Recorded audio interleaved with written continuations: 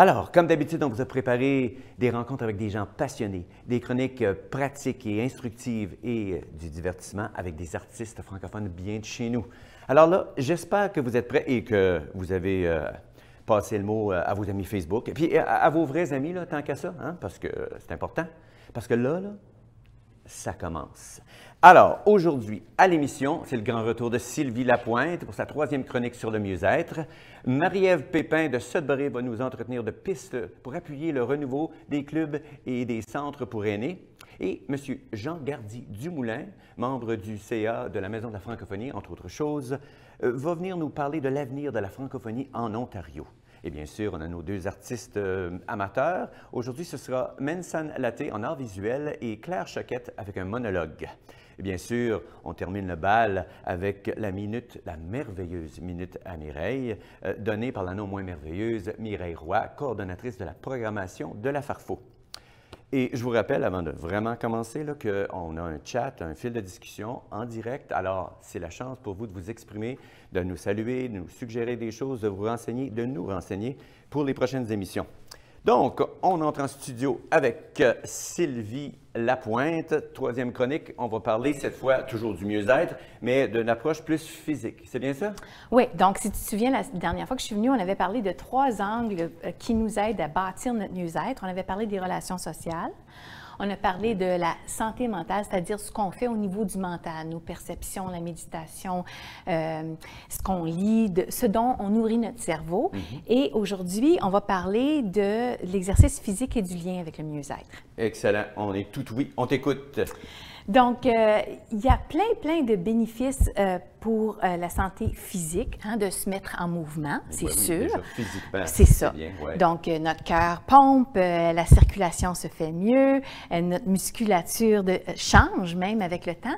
Mais il y a aussi un lien très serré entre notre bien-être physique et notre mental, ou notre façon de voir le monde. Donc, si on est bien physiquement, on risque d'être bien mentalement. Oui, alors ils ont étudié en psychologie positive le lien entre la santé physique et le bien-être holistique, essentiellement. Ouais. Et il y a des belles parallèles. Entre autres, je voulais vous parler de 5 choses. On t'écoute. Donc, la dépression et l'anxiété est réduite avec un exercice physique modéré quotidien. Okay. Modéré, ça serait quoi, par exemple, un exemple de ça? Aller prendre une marche si tu dis, OK, au repos devant la télé, mon cœur bat à un certain rythme, mais quand je marche avec un petit peu de vigueur, là, je ne parle pas de jogger, mais je parle de marcher. Une bonne marche. Avec d'aplomb, ça, c'est du modéré. OK. Donc, peut-être jardiner aussi, c'est un exercice modéré. Faire du golf, c'est... Jardiner, c'est un exercice?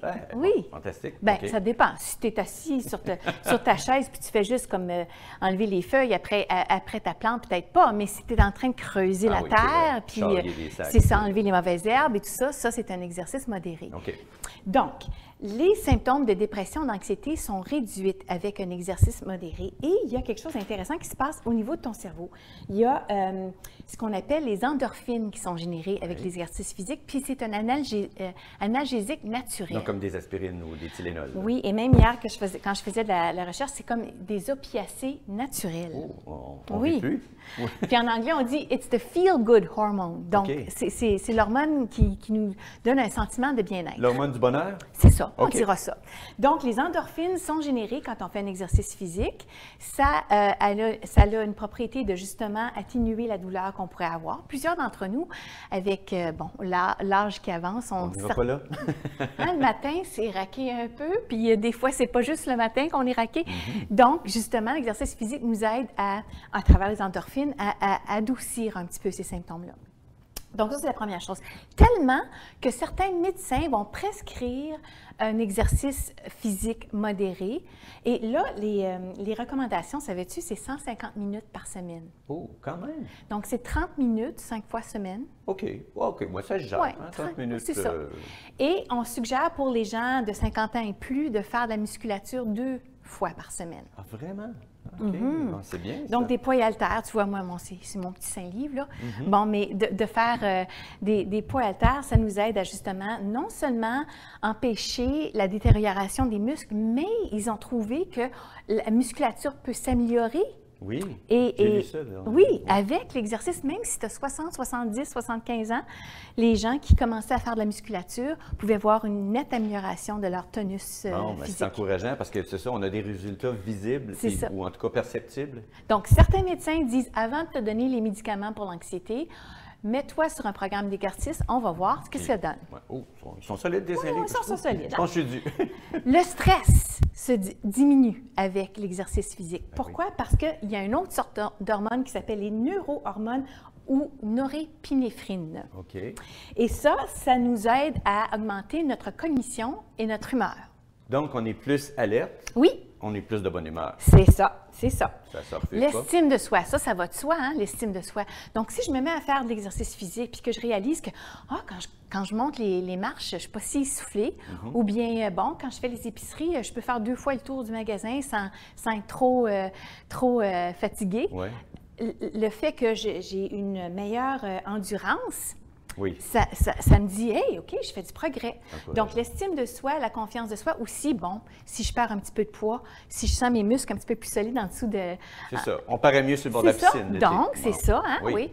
Peut-être qu'on... Bon, en tout cas, je pensais à Cuba, puis je pensais à... Ah oui, les costumes de bain. Oui, c'est ça. Rêver aussi, ça fait partie des bénéfices. Meilleur sommeil est un autre bénéfice, hein? Le sommeil, on le sait, hein, si on a passé une bonne nuit, si on a dormi 5-6 heures de suite sans se réveiller, on se réveille avec plus d'énergie, puis plus optimiste parce qu'on n'est pas comme affaisé. Puis plus de patience, en tout cas dans mon cas, c'est clair, quand j'ai suffisamment dormi, je suis beaucoup plus patient. Et donc, l'exercice nous fatigue notre corps et nous permet de nous assoupir plus facilement. Excellent. Et finalement, l'exercice cardiovasculaire crée des nouvelles cellules au cerveau, ça veut dire ça? Ah, ça non, vraiment, oui. J'en apprends rien. Et donc, ça améliore notre performance du cerveau. C'est incroyable. Puis ça, c'est étudié, c'est prouvé, c'est avéré. L'exercice va affecter même des cellules, la production de nouvelles cellules dans le cerveau. Dans le cerveau. Bien, je vais me coucher moins niaiseux ce soir. Donc, si tu oublies où tu mets tes clés, peut-être que tu devrais te mettre à faire un petit peu plus d'exercice. OK, c'est noté. Donc, c'est sûr que les bénéfices que j'ai nommés sont des bénéfices au niveau de notre corps physique, mais aussi de notre perception, le stress, la confiance, l'estime de soi et tout ça. Et ce qu'on découvre, c'est que si on peut faire de l'exercice dehors, c'est encore mieux. Oui. Parce que la présence en nature a une capacité de justement nous recentrer. Donc, c'est ça, il y a quand même une petite nuance. Là. En nature, comme nous, à Orléans, on est chanceux, on est bordé par la rivière, il y a plein de pistes cyclables, des parcs, beaucoup de parcs. C'est sûr que c'est mieux que de jogger sur le bord de la rue alors que les voitures passent et puis qu'ils nous enfument. Là. Oui. OK, donc...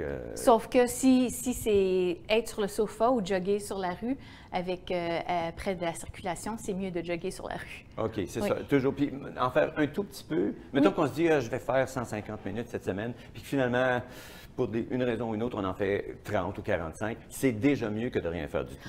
Tout à fait. Et d'ailleurs, j'ai des clients coaching qui disent, tu sais, Sylvie, je me suis vraiment laissée aller, je fais plus d'exercice physique. Puis là, je leur dis, OK, sur quoi on travaille? On va se fixer un objectif. Puis ils disent, OK, à partir de cette semaine, je vais faire 5 sessions au gym. De combien de temps? 1 heure. Vraiment, est-ce que c'est raisonnable? Non. Alors, tu as bien raison. C'est-à-dire qu'il faut y aller d'étape en étape. Et si tu n'es pas actif physiquement présentement, de faire 2 marches de 15 minutes, c'est un grand succès. C'est ça. C'est déjà mieux. Oui. Puis, bon, peut-être avant de se quitter, tu pourrais nous suggérer ou nous faire un petit challenge, un petit défi là, à moi puis à nos spectateurs d'exercices, peut-être 2 exercices qui sont dans les plus accessibles pour des gens de 50 ans et plus, et même voire 70 et plus? Bien, c'est sûr que la marche, surtout là, avec la neige qui fond puis les oiseaux qui chantent, c'est tellement le fun de se retrouver dehors. Donc, la marche est accessible. Pour certains d'entre nous, avoir les bâtons peuvent nous donner un sentiment plus de stabilité. Je suis allée faire du ski de fond cette semaine. Ça, c'est extraordinaire pour les gens de notre âge, hein? Oui. Parce que, c'est pas comme le ski alpin. On a un certain contrôle.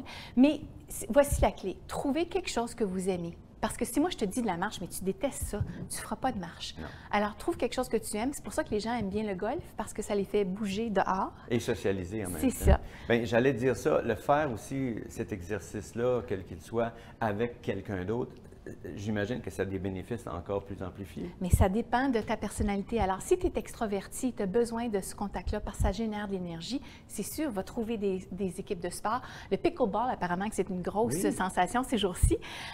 Mais si tu es comme moi, plus introverti, c'est surprenant des fois parce que je passe ma vie devant les caméras et tout ça, mais si tu es plus introverti, de passer du temps seul, de faire du ski de fond, jardiner, cuisiner, etc., ça me fait du bien parce que j'ai besoin de ce temps d'introspection. C'est ça, donc on est dans un moment plus zen, tout en étant actif physiquement. C'est ça. Alors, ça dépend de ta personnalité. Es-tu extraverti, tu as besoin d'énergie en contact avec les gens, ou es plus introverti, puis ton énergie vient en dedans? OK. Parfait. Bon. Et puis, donc, pour les prochaines semaines, on se met plus à la marche, puis bientôt le vélo. Oui. Et puis, sans oublier tous les autres aspects que tu nous as donnés là, pour prendre soin de notre mieux-être. Mais donc, ça nous amène, tu vas nous revenir une quatrième, malheureusement, c'est la dernière fois, puis j'en suis triste, mais la prochaine fois, tu vas nous parler de quoi? Je vais parler de l'aspect mental, c'est-à-dire des trucs comme la méditation, de recadrer tes pensées, c'est-à-dire, bon, OK, c'est affreux, il neige aujourd'hui, je ne peux pas sortir dehors, ma journée est foutue, plutôt que de dire, ben OK, il neige dehors, alors c'est quoi mes autres options? Donc, je vais parler de techniques au niveau de la santé mentale. Pour rester positif, pour se focusser sur ce qui est positif. Il paraît que quand on est positif, on attire le positif. C'est vrai, ça? C'est prouvé, ça? Et une autre chose dont je vais parler, la gratitude. La gratitude. Oui. Bien, c'était un plaisir, toujours, encore une fois, et puis ça fait du bien, c'est réconfortant. Merci beaucoup, Sylvie. Ça me fait plaisir. Donc,